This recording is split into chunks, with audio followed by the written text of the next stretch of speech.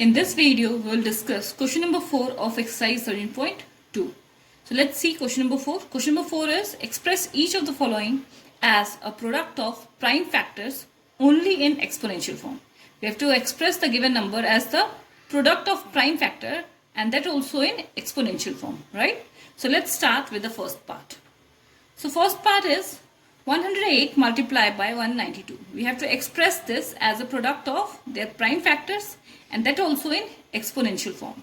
For that, first of all, we have to find the prime factors of 108 and 192. To find the prime factors, we have to do the prime factorization of both the numbers. You can see I have done the rough over here. I have done the prime factorization of both the numbers, right? 108 as well as 192.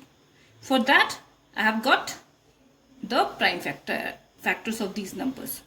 Then I have written 108 as the product of its prime factors, which I have got over here, and for 192 I have written over here, which I have got over here, right? So for 108 we have 2 multiplied by 2 multiplied by 3 multiplied by 3 multiplied by 3, and for 192 we have 2 multiplied by 2 multiplied by 2 multiplied by 2 multiplied by 2 multiplied by 3, right? So first we will write the exponential form of these numbers. So here we have 2 times. So that's why 2 as the base, and how many times it is repeating? It is repeating 2 times, right? So that's why the power is 2. Here 3 is repeating 3 times. So because 3 is repeating, so that's why 3 is the base, and the number of times it is repeating or it is multiplying by itself, it will be the power. So that's why the power is 3. Now let's come to this bracket. Here we have 2 multiplying by itself 6 times. So that's why 2 as the base and 6 as the power. Then we have only 3 ones. So that's why 3 to the power 1, right? Now let's see the next step. Next step is, you can see over here, 2 to the power 2 and 2 to the power 6. It means we have the same base but powers are different. For that we can use this law of exponent, that is a to the power m multiplied by a to the power n will be equal to a to the power m plus n. It means we have to add the powers by keeping the base as it is in both the cases, for these two also and for these two also, right? So I have done that. 2 to the power 2 plus 6 multiplied by 3 to the power 3 plus 1, right? So now we will add the powers.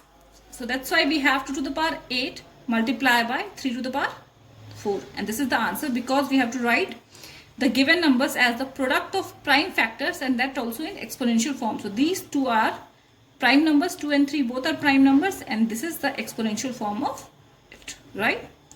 So let's see the next one.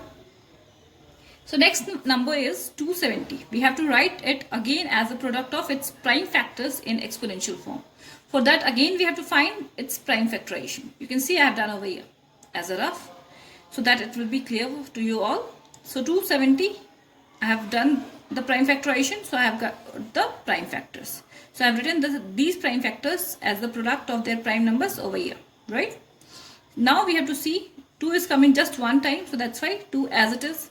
Now 3 is repeating 3 times. It is multiplying by itself 3 times, so that's why 3 as the base, and because it is repeating 3 times, so that's why power is 3, right? Then we have 5 just once, so that's why multiply by 5. So this is the answer of 270 as a product of its prime factors in exponential form, right?